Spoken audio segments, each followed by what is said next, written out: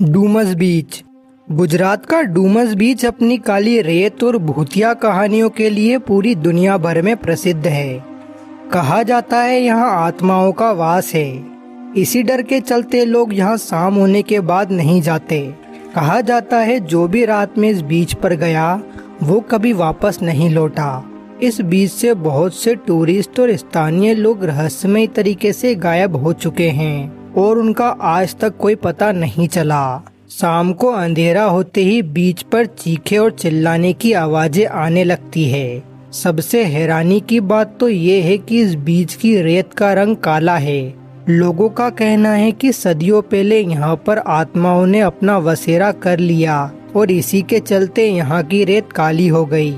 आज की इस वीडियो में आप इतिहास की कुछ ऐसी ही खौफनाक घटनाओं के बारे में जानोगे, इसीलिए वीडियो को आखिर तक जरूर देखें। नंबर 1, ये बात है 2006 की, जब नोएडा के पास बसे निठारी गांव से बच्चे गायब होने लगे और जब पुलिस को कंप्लेन की जाती है तो पुलिस इस घटना की इन्वेस्टिगेशन करती है, जिसमें एक बात निकलकर सामने आती है कि जितने भी बच्चे गायब हुए उनमें D5 नंबर की कोठी कॉमन थी, जिसमें रहते थे ऑस्ट्रेलिया के बिजनेसमैन मुरिंदर सिंह और उनका नौकर सुरेंद्र कोहली। शक होने के बाद पुलिस ने उस कोठी के अंदर जाकर छानबीन की, लेकिन वहां पर पुलिस को कुछ भी नहीं मिला। पर कुछ दिनों बाद पुलिस को घर के पीछे एक नाले के बारे में पता चला, जहां पर बहुत सारे पॉलिथीन बैग्स पड़े थे और जब पुलिस ने उन्हें खोलकर देखा तो वो हैरान रह गए, क्योंकि उन थैलियों में बच्चों के कटे हुए सिर और कमर के नीचे वाले हिस्से पड़े थे, लेकिन गर्दन से पैर तक का हिस्सा किसी भी पॉलिथीन में नहीं मिला। और जब उस कोठी की जमीन को खोदा गया तो कई गायब हुए बच्चों के कंकाल मिले और जब सच सामने आया तो सभी के पैरों के नीचे से जमीन खिसक गई।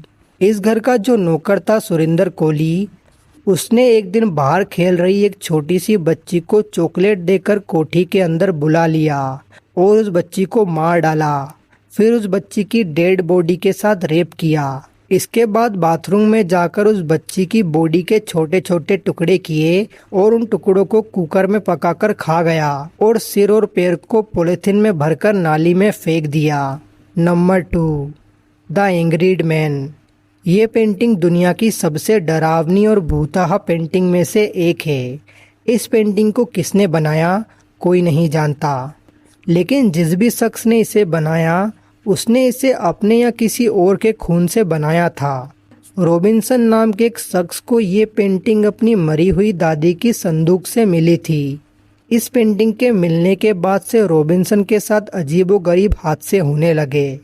उसे लगातार किसी की आवाज़ सुनाई देती, खाली घर में अजीब अजीब चेहरे दिखते। उसे लगता कि मानो उसे कोई घूर रहा है।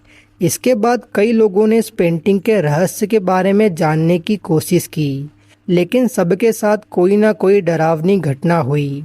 बाद में रॉबिन्सन ने इस पेंटिंग को किसी अज्ञात जगह पर छुपा दिया। Number 3, the book of Soyga. इस किताब को द बुक ऑफ डेथ के नाम से भी जाना जाता है। ये एक बेहद ही रहस्यमय किताब है।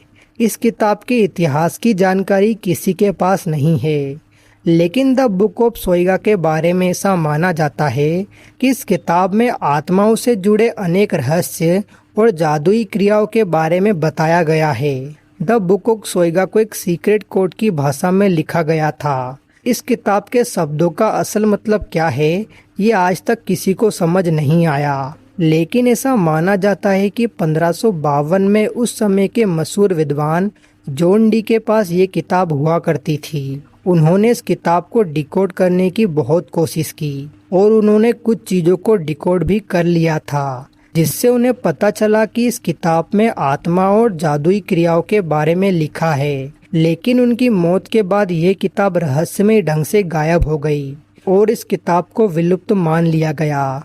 लेकिन साल 1990 में इस किताब को अचानक ब्रिटिश लाइब्रेरी के कोने में देखा गया, जहां ये किताब आज भी रखी हुई है। नंबर 4, इस बच्चे को देखकर आपको ये मासूम बच्चा लग रहा होगा, मगर रुकिए, क्योंकि ये बच्चा इस दुनिया का सबसे छोटा सीरियल किलर है। इस बच्चे का नाम है अमरजीत सांगा और इसकी उम्र महज 8 साल है। एक दिन जब अमरजीत के घर वाले मार्केट गए हुए थे तब उसने अपनी 6 महीने की कजिन को थप्पड़ मारा तो वो रोने लगी। कुछ दिनों बाद अमरजीत ने उस बच्ची को मारकर जमीन में गाड़ दिया।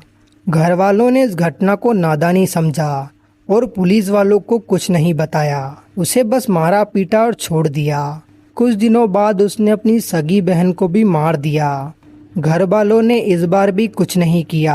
कुछ दिनों बाद अमरजीत ने पड़ोसी की बेटी को भी मार दिया और तब जाकर उसका भांडा फूटा। 1 साल में उसने 3 छोटे बच्चों का मर्डर किया था। पुलिस का कहना था कि वो मानसिक रूप से बीमार था और उसे दूसरों को दुखी देखकर खुशी मिलती थी। दोस्तों, आज की इस वीडियो में बस इतना ही।